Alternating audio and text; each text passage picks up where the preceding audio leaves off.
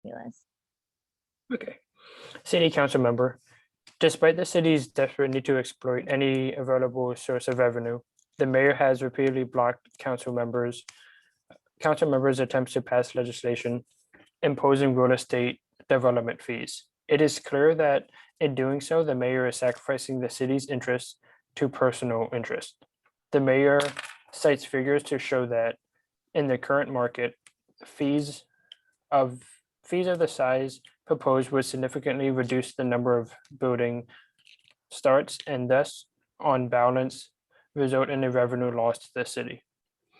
But the important point is that the mayor's family is heavily involved in real estate development and thus has a strong financial interest in the matter.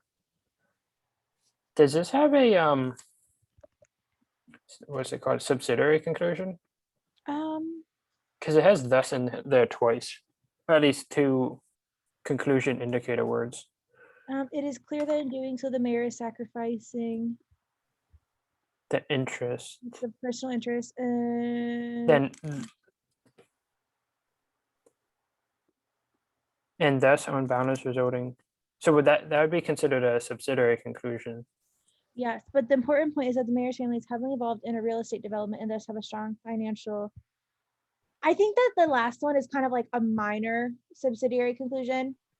Okay. Where it's saying like, yeah, I mean, it definitely is. Where he's saying like, hey, they're heavily involved in estate development, which means it's a strong financial interest. Mm-hmm. But it's not the main focus. Yeah, but then we definitely use that to support this idea that the mayor is sacrificing the city's interests for personal interest. Okay, that makes sense. And why do we think that? Like, why do we think that the mayor is like, screw the city's interest, I'm going on my personal interest? Because the current fees that he could have that would impose real estate development, he's blocking them. Would it be?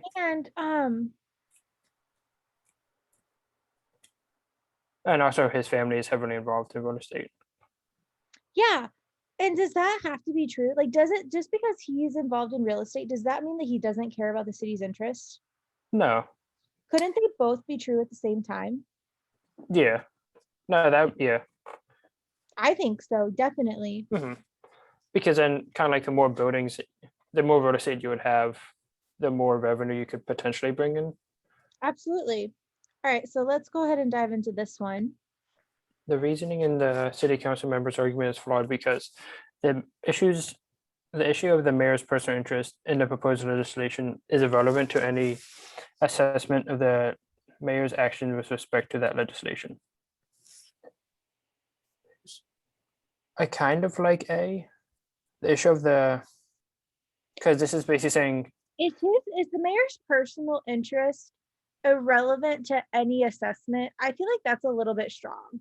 Like, is it that it's completely irrelevant, or just that it's not like his personal interest alone isn't enough to guarantee that he doesn't care about the city?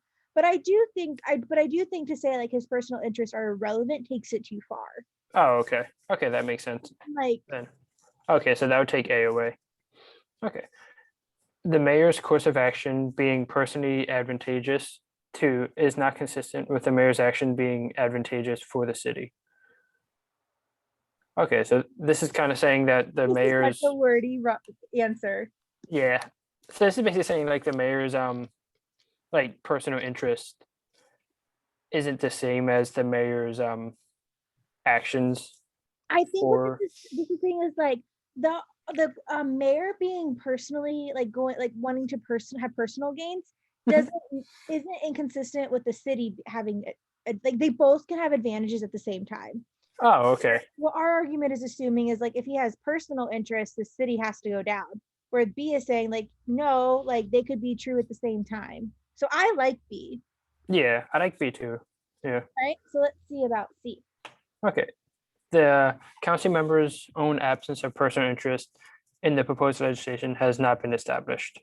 I don't think that's the flaw here because I don't think that's relevant. Excellent.